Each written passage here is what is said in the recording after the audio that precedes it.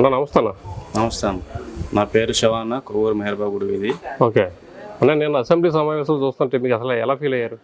దీనికోసం మాట్లాడుకుంటే ముఖ్యంగా తొలుకుండా ఈరోజు ముఖ్యమంత్రిగా అసెంబ్లీలో అడుగుపెట్టిన గౌరవనీయ శ్రీ నారా చంద్రబాబు నాయుడు గారికి శుభాకాంక్షలు తెలియజేస్తున్నాం.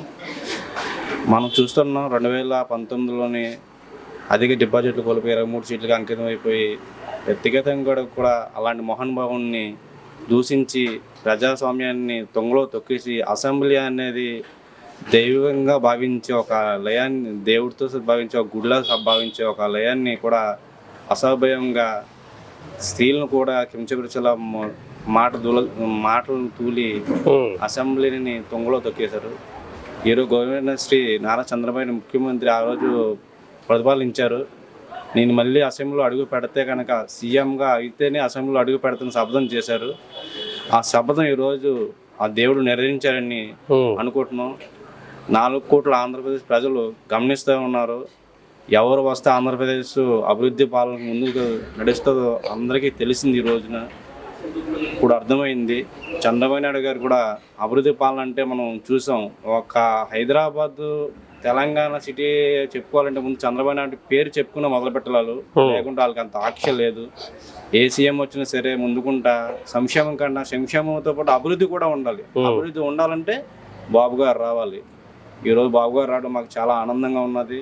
పేద ప్రజలకు చాలా పనులు కానీ, ఉద్యోగస్తులకి ఉద్యోగాలు కానీ, ఫీజులు పేమెంట్స్ కానీ మొన్న కూడా చూసి అనుకున్నట్టే మెగా డిఎస్పి వచ్చిన 5 ఏళ్ళు కూడా ఉద్యోగస్తులకి డిఎస్పి కానీ పెన్షన్స్ కానీ ఏం మంజూరు చేయకుండా చాలా ఇబ్బంది పెట్టారు. కానీ చాలా సంతోషంగా అన్న మాట ప్రకారం వచ్చిన వెంటనే తొలిగొండ సొంతం మెగా డిఎస్పి పెట్టడం ఉద్యోగులు చాలా ఆనంద పండుగలు చేసుకున్నారు. దేశవ్యాప్త రాష్ట్రవ్యాప్తంగా అందరూ చేసుకున్నారు. ఓకే, అదే కాకుండా కూటమిని ముందడుగు వేసి కూటమి విజయానికి కారకులైన శ్రీ జనసేన పార్టీ అధ్యక్షులు పవన్ కళ్యాణ్ గారు కూడా మేము శుభాకాంక్షలు చెప్పాలి. ఎందుకంటే ఓటు చీలనివ్వను అని చెప్పి అదే మాట మీద అటు నరేంద్ర మోడీ గారిని ఇటు చంద్రబాబు గారిని కన్విన్స్ చేసి కూటమిని ఒక దారిలోకి తీసుకువెళ్ళి కూటమి విజయానికి నాంది పలికిన కూడా పవన్ కళ్యాణ్ గారు అని మనం చెప్పుకోవచ్చు. ఎందుకంటే ఓటు చీలితే రాష్ట్ర బతుకులు, ప్రజల బతుకులు అధోగతి స్థితి పాలైపోను. రాజ్యాంగం తొంగలో తొక్కిస్తున్నాం, ప్రశ్నించే గొంతు నొక్కిస్తున్నాం. అలాంటిది మంచి రకంగా ఎక్కడ నెగ్గాల కాదు ఎక్కడ తగ్గాలన్నది కూడా పవన్ కళ్యాణ్ ఈ మాటలో కూడా వాస్తవంగా నిరూపించుకున్నారు. ఓకే, మద్యపాన నిషేధం అనేది 2019లో మనకు జరగల, అది వైసీపీ పరిపాలనలో. కనీసం క్వాలిటీ మద్యం కూడా ఇవ్వలేదని చెప్పి తాగినటువంటి వ్యక్తులు చాలా బాధపడడం జరిగింది. కానీ ఇప్పుడు టీడీపీ హయాం రాగానే మద్యంలో కూడా క్వాలిటీ ఇవ్వడం కానీ, కంపెనీల నుంచి కంపెనీ మద్యం తీసుకురావడం కానీ చెప్పడం జరిగింది, తీసుకొస్తానని చెప్తున్నారు. సో దీని గురించి మద్యం గురించి ఏం మాట్లాడతారు? ఇది గ్యారంటీ మనం ఒక విధంగా చెప్పాలంటే మంచిగా జరిగిందని చెప్పాలి. ఎందుకంటే 2014లో చంద్రబాబు నాయుడు సీఎంగా ఉన్నప్పుడు మద్యం మనం చూస్తాం, స్పిరిట్ లెవెల్ తక్కువ. ఇప్పుడు జగన్మోహన్ రెడ్డి గారు అధికారులు వచ్చిన తర్వాత మీరు బాగా చూస్తున్నారు. అందరూ అంటూ ఉంటారు ఏంటి బ్రాండ్ అంటే Jagan brands, Jagan tax brands అంటున్నారు. స్పిరిట్ ఎక్కువ.